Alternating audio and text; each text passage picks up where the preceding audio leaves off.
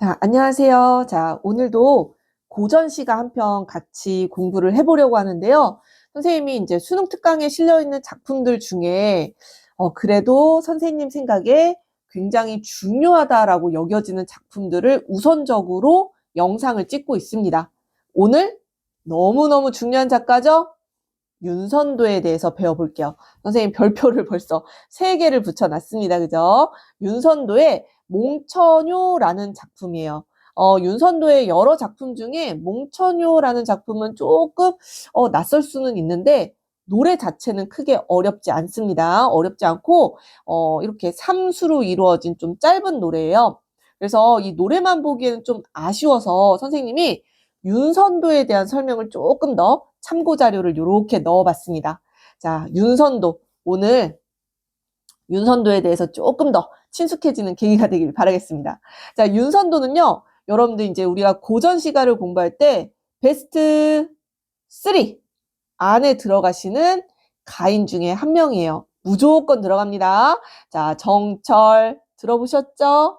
윤선도, 박인로 요 세 작가. 이번 수능 특강에도 다 한 작품씩 들어가 있어요. 정철의 장진주사 있고요. 선생님 영상 찍어놓은 거 있어요. 박인로의 선상탄이라는 가사. 선생님 생각에는 선상탄이 가장 수능에 나올 만한 작품인데 아무튼 이 박인로의 선상탄도 저번 시간에 영상을 찍었습니다. 자, 오늘은 이제 윤선도인데요.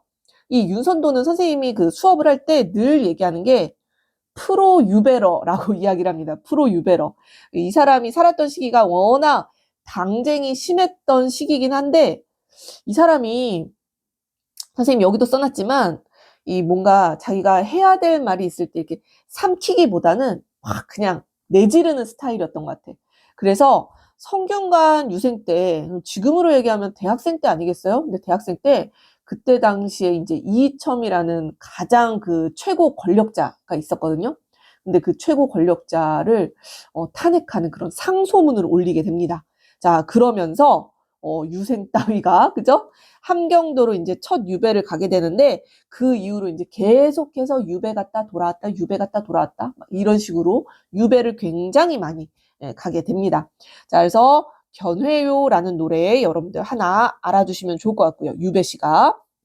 그러고 나서 이제 인조 반정 이후에 이제 인조가 왕이 되잖아요. 그래서 인조의 아들들, 이 소현세자와 복림대군, 이 왕자들 굉장히 유명한 왕자들이죠. 드라마에 자주 나오는데 소현세자 너무 안타까운 인물이죠. 그죠? 청나라 볼모로 잡혀갔다가 이제 조선으로 컴백해가지고 올빼미라는 영화 혹시 보셨나요? 그 영화에도 소현세자가 나오는데 아무튼 굉장히 불운한 세자였죠. 아무튼 이 소현세자가 그래서 일찍 죽고 나서 복림대군이 이제 그 다음 왕인 효종이 되게 되는데 이 효종의 스승이었어요. 선생님 역할을 합니다. 그렇기 때문에 이 효종이 자기가 이제 임금이 된 다음에 윤선도를 다시 부르게 돼요. 근데 이 윤선도를 싫어하는 사람이 너무 많았던 거야. 아무튼 그때를 또 배경으로 하는 노래가 오늘 배울 몽천요입니다. 자, 병자호란 이후에는요, 전남 보길도라는 섬이 있어요.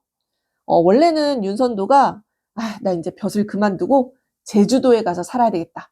하고 제주도로 가는 길에 이 보길도가 전남 저기 땅끝마을, 해남, 그 고구마 유명한 데 있죠? 거기에 있는 섬이라고 해요. 선생님도 너무 멀어서 가본 적은 없습니다. 아무튼 이 보길도라는 섬이 너무 아름다운 거야. 그래서, 여기에 살아야 되겠다. 여기에서 은거해야겠구나라고 하면서 자, 여러분들 윤선도가요.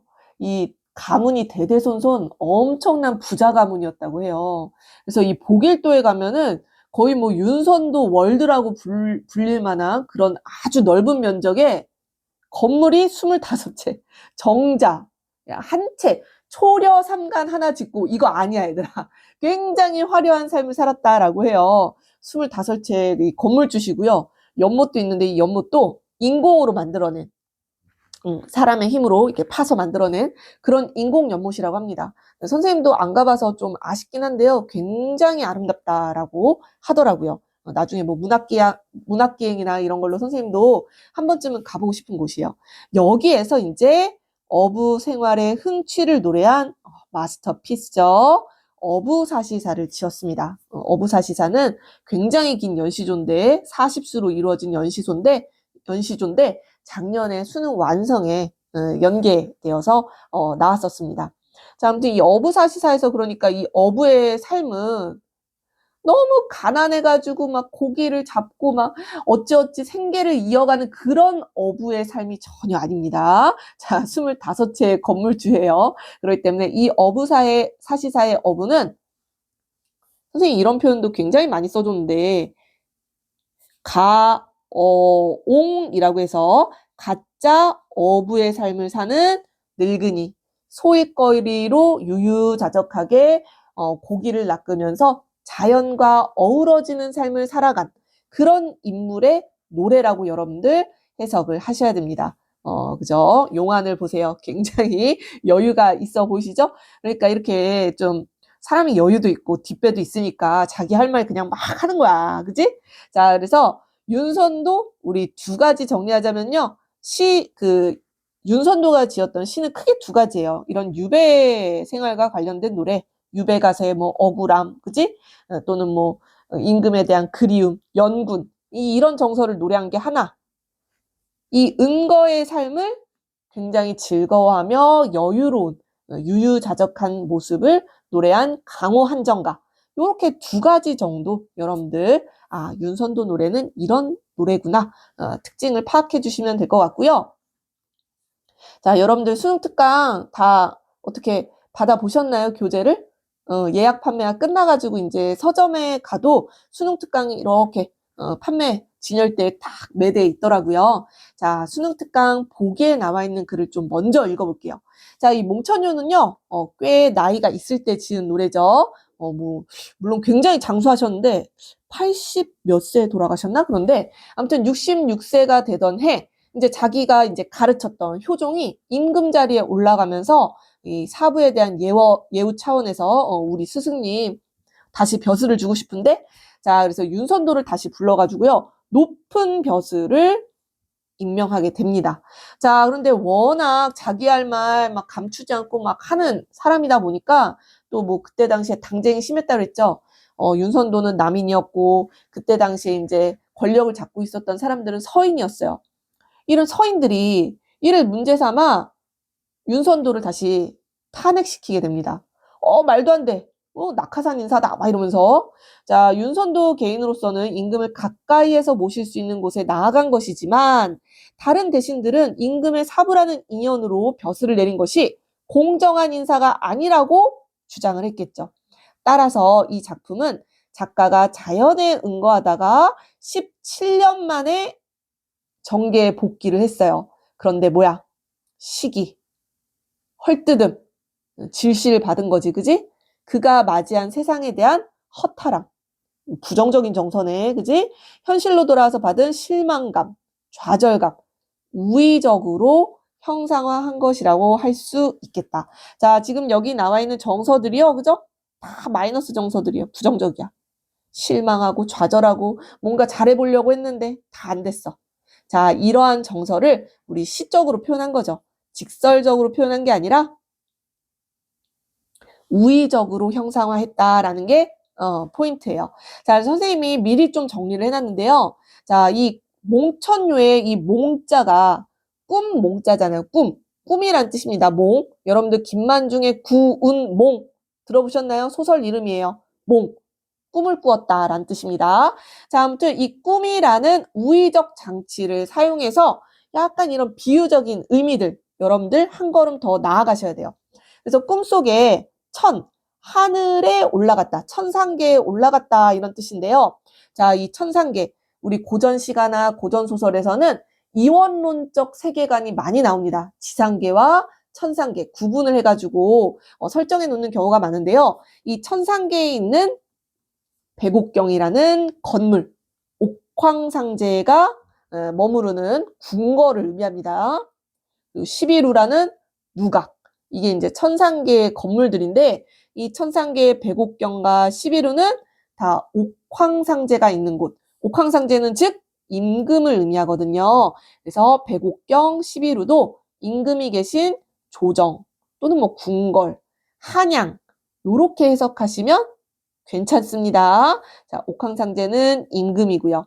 자, 신선들. 여기 보면 신선들이요. 나를 막 꺼리고 꾸짖고 모함합니다.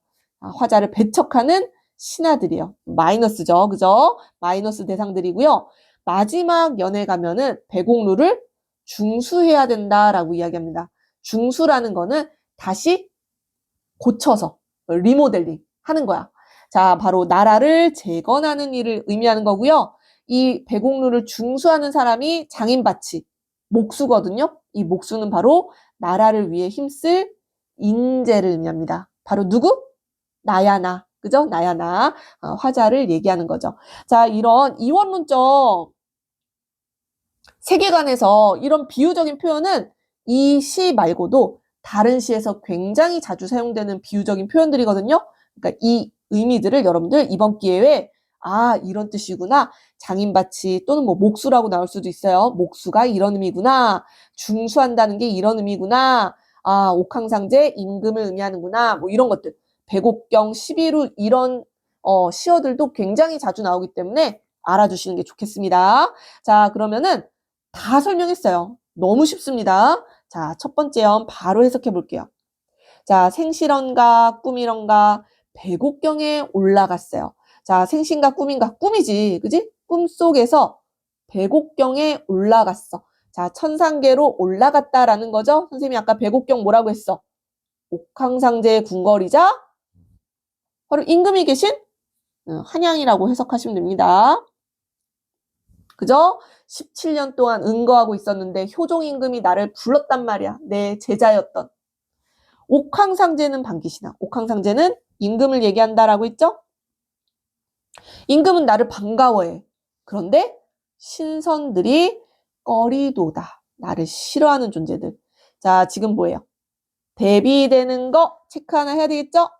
대비 또는 뭐 대조, 그지? 반가워하는 대상, 나를 꺼리는 대상. 자, 얘네 꺼리는 대상들 마이너스겠지, 그지? 마이너스 대상들. 나를 시기하고 모함하는. 자, 요렇게 시조에 A는 반기고 B는 꺼리고 의미상으로는 대조고요. 문장 구조가 비슷하게 반복되고 있죠? 대꾸도 사용됐어요. 자, 대꾸 사용됐고요. 두어라. 오호연월이 내 분수임이 옳도다라고 하네요. 자, 오호연월 나왔네요. 자, 요거는 자연을 의미합니다. 자연을. 이 오호라는 거는 뭐 중국에 있는 호수라고 하는데 아무튼 이 호수, 그지? 연. 이거 뭐야, 연? 안개. 달. 자연을 의미합니다. 그래서 자연 속에서 살아가는 것이 바로 내 분수임이 옳구나라는 얘기예요. 뭐뭐 하도다, 뭐뭐 하도다, 이거 감탄형 어미예요. 그러니까 이 노래 영탄적 어조로 뭐 이런 거 설명 들어가면 맞다 틀리다? 맞다. 동그라미. 그지? 자, 내 분수임이 옳도다. 자, 그런데 이 부분에서 느껴지는 거는 내가 자진해서 다시 응거하는 것 같아? 아니죠. 두어라. 두어라라는 이런 표현에서 우리 느껴지는 거 약간 좀 체념적 정서 이런 거 느껴져야 돼요. 오랜만에 내가 컴백했는데 다 나를 싫어해. 내가 뭐만 하자고 하면 다 반대해. 에휴, 두어라. 다시 자연으로 돌아갈래 라는 약간 좀 체념 어린 그런 어조가 느껴지셔야 됩니다. 자, 그래서 임금과 다시 만났지만 다시 탄핵당해서 은거할 수밖에 없는 그게 내 분이로구나 라고 하면서 안분지족의 자세가 드러난다. 이렇게 체크할 수 있겠습니다. 자, 두 번째 연입니다. 풋잠에 꿈을 꾸어 11호에 들어가니 옥황상제는 우수시대 신선들이 꾸짖는구나. 뭐야? 요 앞에 나와있던 1년. 거의 비슷하잖아. 그지? 거의 비슷해. 풋잠에 꿈을 꾸어. 백옥경 11호. 비슷한 의미의 시어져. 옥황상제는 반기 우수시대. 꺼리도다. 꾸짖는도다. 자, 그래서 요런 것도 선지에 나올 수 있다. 1년의 반복, 변주. 우리 이거 다른 말로 또 뭐라 그래요? 유사한 통사구조의 반복이라고도 얘기합니다. 맞나요? 유사한 통사구조가 반복되고 있다. 1년과 2년, 그죠? 연결 지어보시면 될 것 같아요. 그럼 나머지 다 맞지. 옥황상제는 웃으시는데 신선들이 꾸짖어요. 이것도 대조되죠. 어즈버. 이건 감탄사입니다. 감탄사? 이것도 당연히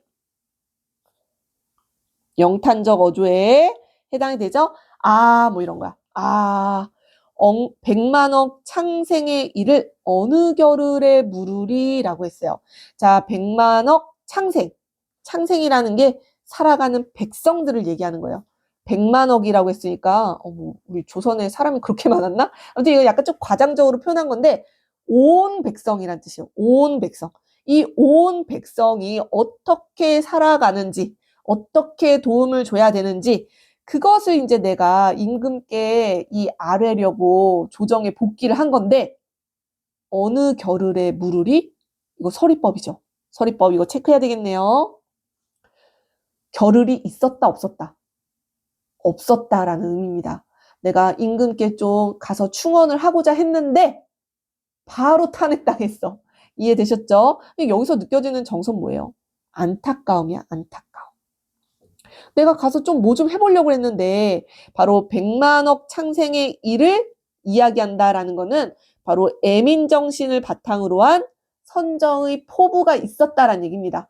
선정의 포부가 있었는데 그것이 잘 되지 않았다. 겨를이 없었다. 이런 얘기입니다. 그래서 선정의 포부와 좌절감, 안타까움 두 번째 연에서 드러난다. 이렇게 체크하실 수가 있겠죠? 자, 세 번째 연입니다. 자, 내용 그렇게 어렵지 않죠? 하늘이 이지러졌을 때 무슨 기술로 기원했는고? 라고 했어요. 자, 이지러졌다라는 건 딱 읽었을 때 어떤 느낌 들어요? 뭔가 좋지 않을 때. 하늘이 기우뚱? 그지? 바로 나라의 위기 상황을 얘기하는 겁니다. 이 나라가 위기에 처했을 때 어떤 기술로 어떻게 나라를 다시 재건할 것인가 라는 얘기예요. 배곡루 아까 여기 나왔던 이 배곡루입니다. 배곡경에 있는 누각이겠죠. 똑같은 어떤 색깔이지? 똑같은 의미의 건물이라고 보시면 돼요.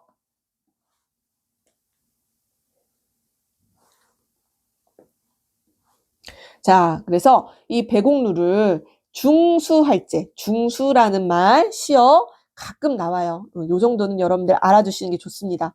서경별곡인지 정석가인지 갑자기 헷갈리네요. 거기에서도 서경이 중수한 곳이지만 이런 표현이 나와요. 바로 서경이라는 평양이거든요. 평양 정말 잘 닦아놓은 신도시다 이런 얘기야.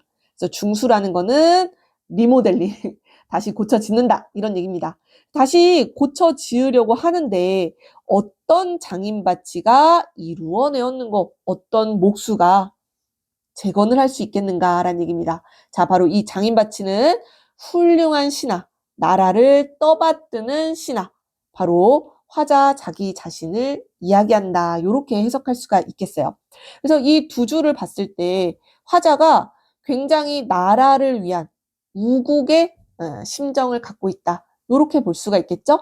우국이라는 게 나라를 근심한다, 걱정한다 이런 뜻입니다. 자, 그래서 옥황상제는 임금이라고 했죠? 임금께 아뢰어 보려 했더니 내가 가서 좀 충언을 해드리려고 했는데 다 못하고서 왔도다. 다 못하고 돌아올 수밖에 없는. 자, 뭐뭐 하도다, 뭐뭐 하는구나, 뭐뭐 이로다. 다 영탄적 어조, 안타까움의 정서가 드러난다. 이렇게 보실 수 있겠습니다. 그래서 자기의 뜻을 좀 펼치려고 했는데 내가 목수처럼 이 나라를 다시 이렇게 다시 만들려고 했는데 그것이 잘 안 되었다라는 안타까움의 정서가 마지막에 느껴집니다. 자, 이 보기 박스 읽고 마무리할게요. 자, 이 작품은요. 중요한 작가라고 했어요. 매우 중요한 작가. 자, 윤선도가 효종의 아우인 임평대군에게 보낸 연시조라고 합니다. 바로 임금에 대한 변함없는 사랑. 이거 두 글자로 뭐라 그래요? 연군 지정 뭐 이런 얘기 하죠. 우국의 정을 노래하고 있습니다.